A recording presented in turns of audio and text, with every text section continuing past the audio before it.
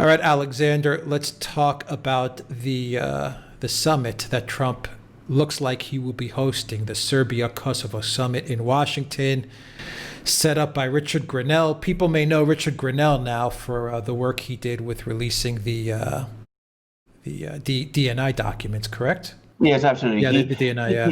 He was the acting DNI, Acting director. Exactly, director of national intelligence. He carried out a massive declassification exercise, which has cast a huge light on the Russiagate story. We've now known an awful lot about Russiagate, largely because of Grenell.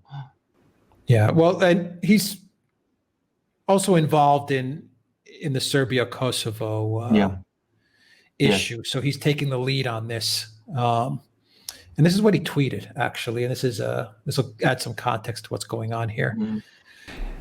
Great news. I have received the commitment from the governments of Kosovo and Serbia to temporarily pause the derecognition campaign and the seeking of international memberships in order to meet in Washington, D.C. at the White House on June 27 for dialogue discussions. If either side is unsatisfied with the June 27 discussions, then they will go back to the status quo after they leave Washington. As we have consistently said, we must first make progress on growing the economies. This is the focus. I look forward to these discussions. Now let me read you a couple of short paragraphs from RT on this story. Hosting the leaders of Serbia and its breakaway province of Kosovo at the White House on the eve of a major anniversary in Serbian and world history raises questions about what President Donald Trump may be up to in the Balkans. While no longer the acting director of national intelligence or ambassador to Germany as of 2 weeks ago, Richard Grenell is technically still Trump's special envoy for Serbia-Kosovo talks. It was in this capacity that he announced the meeting scheduled for June 27. Now, Alexander, I believe Serbia is also close to an election as well, where Vučić is expected to win decisively. Yes, sweep the board, apparently. Yeah, sweep the board. So he will have a mandate a strong mandate to do as he wishes. Obviously, there's a lot of discussion in Kosovo as well as to what Trump's feelings are with Kosovo. There was no doubt what the Clintons' feelings were with Kosovo, Bill Clinton. There was no doubt what Obama's feelings were towards Kosovo, or Bush for that matter. W. Bush. They actually have statues erected towards them. Statues. There's that word again, statues, which are not being torn down of them in Kosovo. So, they've actually had statues to pay homage to what they've done in Kosovo, the Clintons and the Bushes. So while the people of Kosovo felt very comfortable with those presidencies and those White House administrations, they are not comfortable with the Trump White House. And I think they shouldn't be comfortable. I'm not saying that Trump is going to change anything. I don't think he's going to be a game changer, but I wouldn't be surprised if he wants to stick it to the Clintons, who are the architects of the disaster that is Kosovo. I would not be surprised to see if Trump wants to stick it to the Clintons. So what are your thoughts? I agree. I agree with both points. I think we just need to quickly recap a bit on the Kosovo conflict. Kosovo is the Serbs would still insist on, a region within Serbia where the majority of the population speak Albanian, but which is extremely important to the Serb people's national identity. I mean, many of them feel that their state was basically created within Kosovo. There was a insurgency that was launched against Serbia by the part of the Albanian-speaking population in the 1990s. This led to a bombing campaign by NATO in support of the secessionist movement, some of whose members were very violent, by the way. And the result was that there was a peace agreement. Kosovo was basically became a kind of protectorate under NATO control. And in breach of agreements that were made when that bombing war was ended, and a resolution of the Security Council, the United States and the Western allies then recognized Kosovo as an independent state. This is something that Serbia has never accepted, which Serbia considers to be against international law, which is a huge issue within Serbia itself, and which has put Serbia in a state of permanent confrontation with the United States and with the West.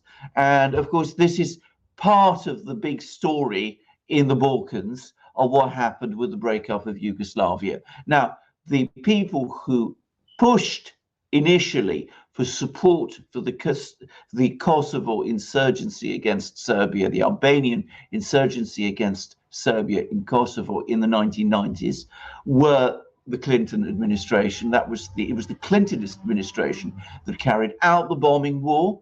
It was the George W. Bush administration which went back on the agreements which ended that bombing war and went against the United Nations Security Council resolutions and recognized Kosovo as an independent state. And it was the Obama administration which continued that policy of building up Kosovo and making it a major base for the US forces in the Balkans and supporting Kosovo in effect against Serbia. So that's the background.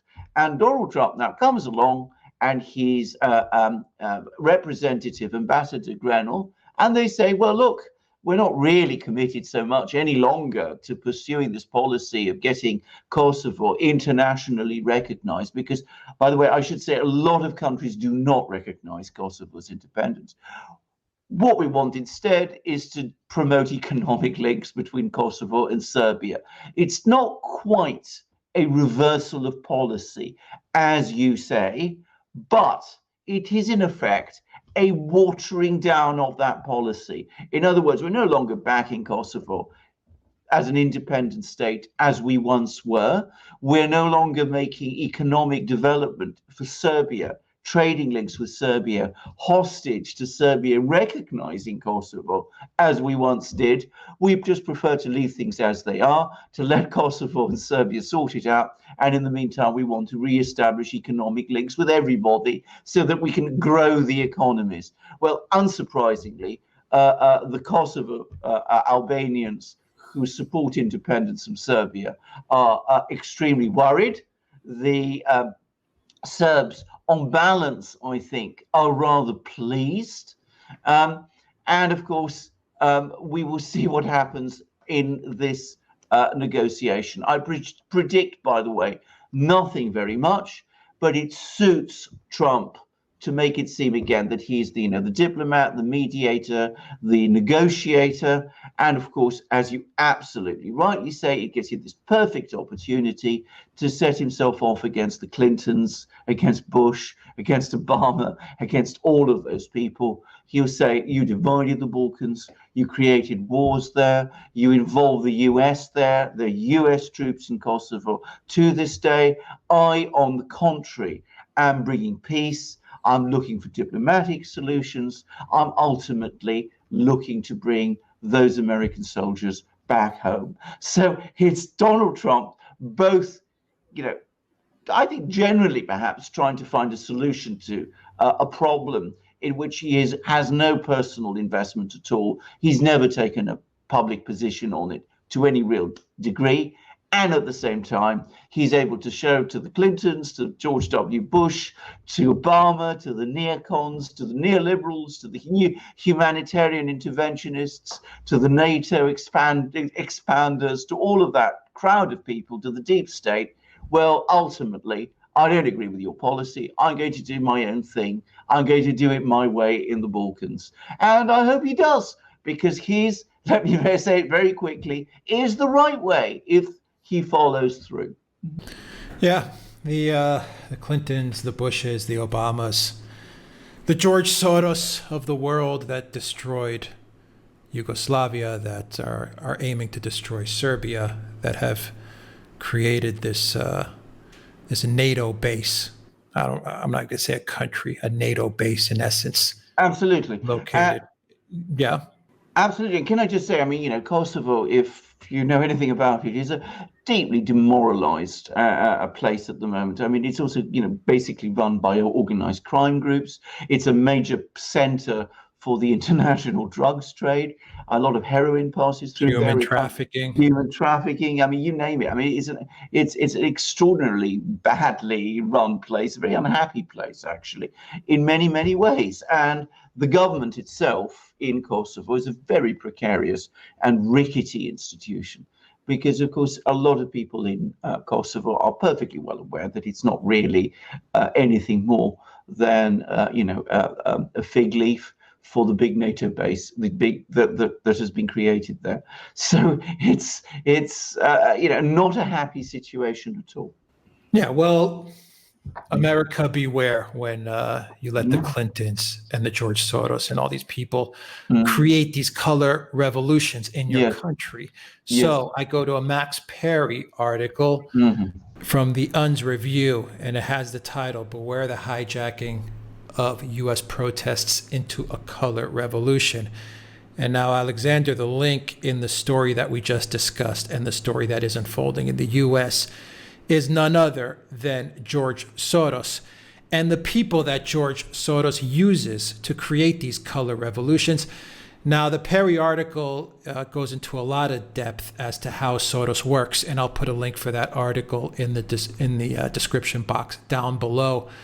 And he talks about how George Soros dismantled Eastern Europe, how he worked through people like economic advisor Jeffrey Sachs to manipulate the Eastern Europe bloc and essentially to enrich himself, because George Soros at the end of the day makes money with currency trading and currency manipulation, and how ticked off he was with Putin and Russia because he couldn't work some of that demonic magic that he worked in Eastern Europe onto Russia because Putin came along, and Putin had other plans than to have Soros feed off of the Russian state.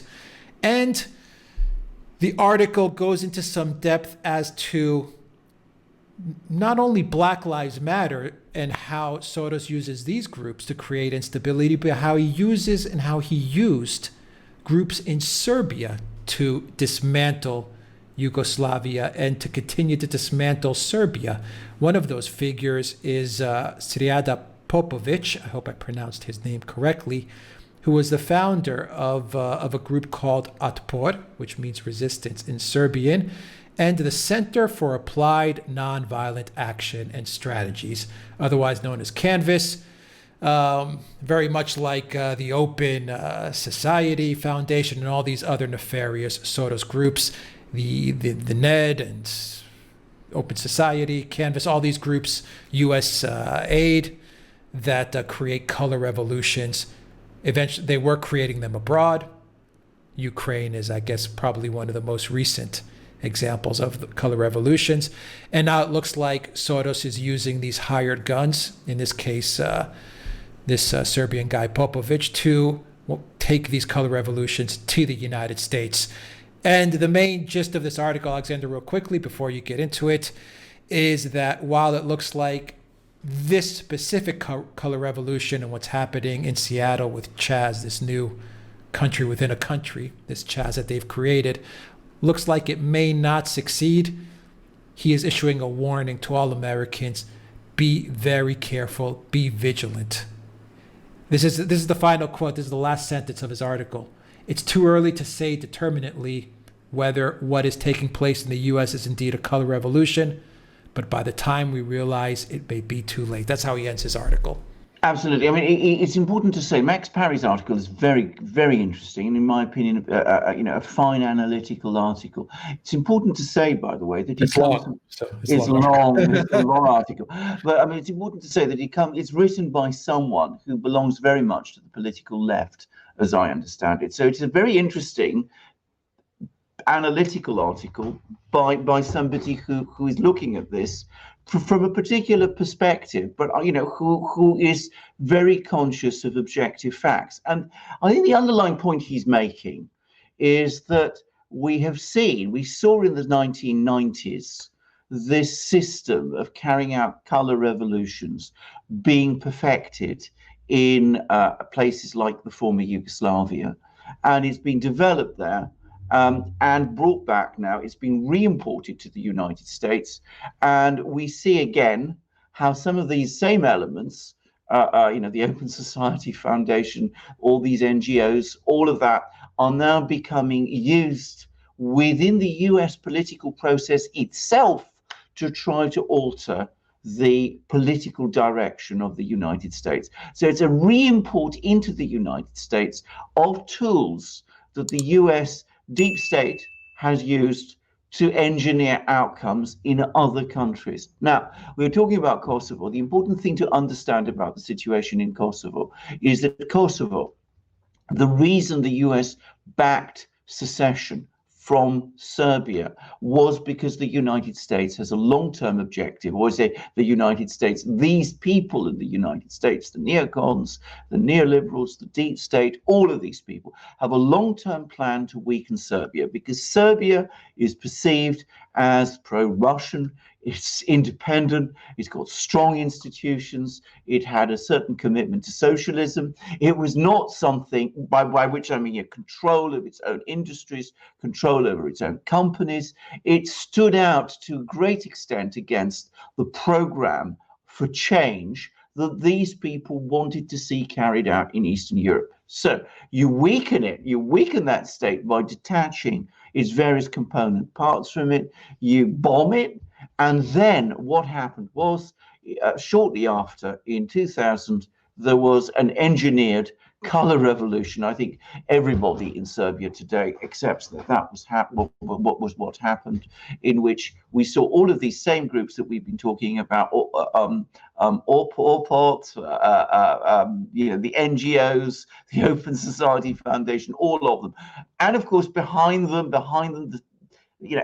state entities like the CIA. They're all operating under the scenes. They manipulate crowds, they use social media, they use publicity, they use all of those sort of things to incite an uprising against the government of Serbia, and they managed to overthrow it. And I'm going to say something, this had a massive effect in Russia.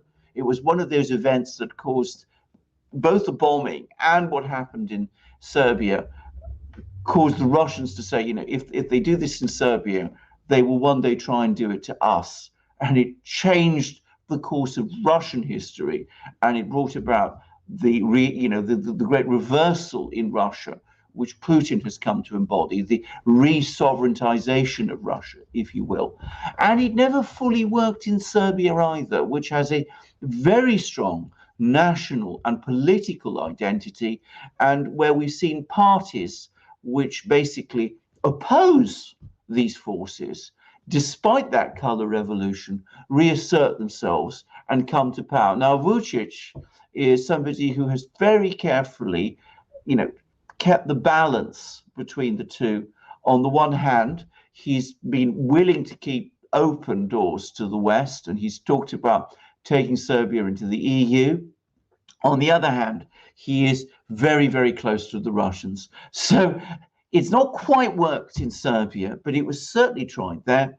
And what Parry is saying is that with all of these forces, all these protests that we see in the United States, with BLM, he accepts that there are actual, real structural faults within US society, real grievances. But he says that behind the scenes, all of these same forces that we used in Serbia, that we used in Georgia in 2003, where there was the so-called Rose Revolution, that were operating in Ukraine in 2004, in the so-called Orange Revolution, that were again operating in Ukraine in 2013-14, in the so-called Revolution of Dignity. All of these people are back in action, but this time they're not doing it in faraway countries. They're doing it in the United States itself. And he identifies some of the people involved, and he identifies the paymasters. And of course, George Soros is clearly one of the paymasters, because he has both a personal interest in all of this, because he wants to basically deconstruct the economies of these countries, because that makes him and the kind of oligarchy, the financial oligarchy, which he is involved in, it makes him richer. But of course, he also has a genuine ideological objective, which is, if you like, the globalization objective, which unquestionably he does believe in. But you see him pursuing that objective in the Balkans, and he's also pursuing it in the United States. Yeah. The message is for Americans to be vigilant, to be careful. To be vigilant, exactly, yeah. because you know what has happened, and it's very difficult to convey to people who've not experienced it how much cynicism these these color revolutions create, because they're not real revolutions. They're manipulated events. They mean that nothing is trusted anymore, because people see a protest, people see politicians who become opposition politicians, and the immediate question people ask in countries that have gone through this process is not, do these people believe in what they're saying? The question they ask is, who is funding them? Who is behind them? It creates a huge cynicism in the way that politics is conducted, and you see right across Eastern Europe this huge reaction going on. I talked about the reaction that has happened in Russia against this type of politics, but it's happened in Poland with the rise of the Law and Justice Party there. It's happened very strongly in Hungary with Viktor Orban. It's happened to some extent, as we saw, in Serbia. It's happened more so in Bosnia, by the way, where there's been great resistance to it.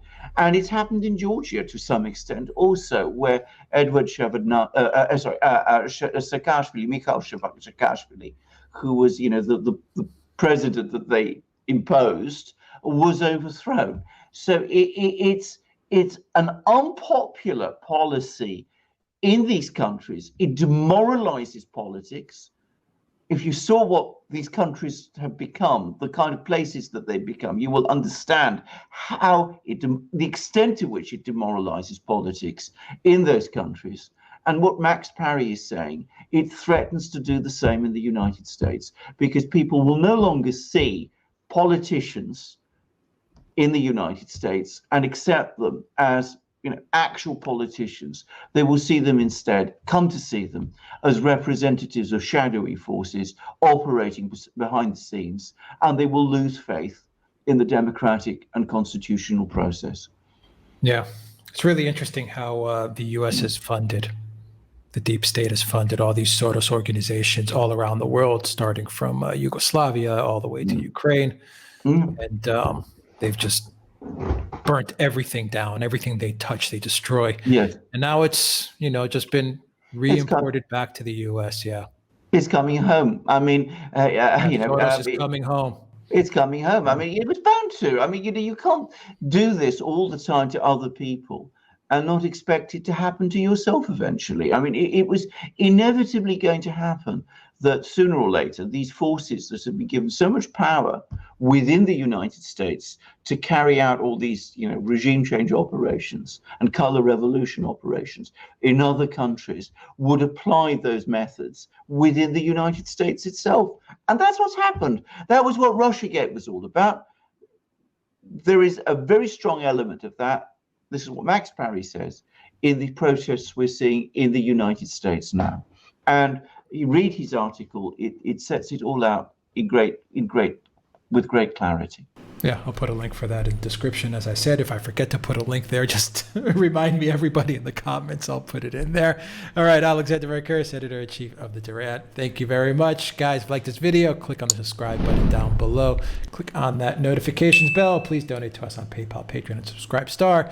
And also go to the Duran shop, pick up some merchandise. We've got all kinds of new merchandise, so check it out, guys. Check it out. Pick up some stuff. It looks really good. We have extraordinary merchandise. We have the most amazing new range of our famous magic mugs, which you will find in our shop. You will find the most amazing mugs there.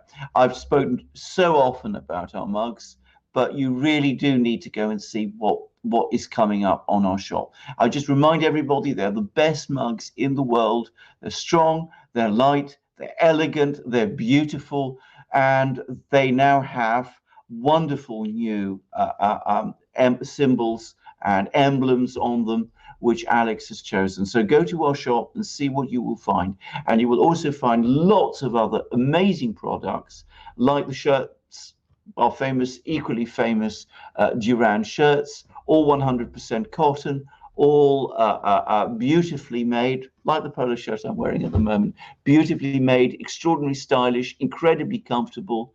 They're all there.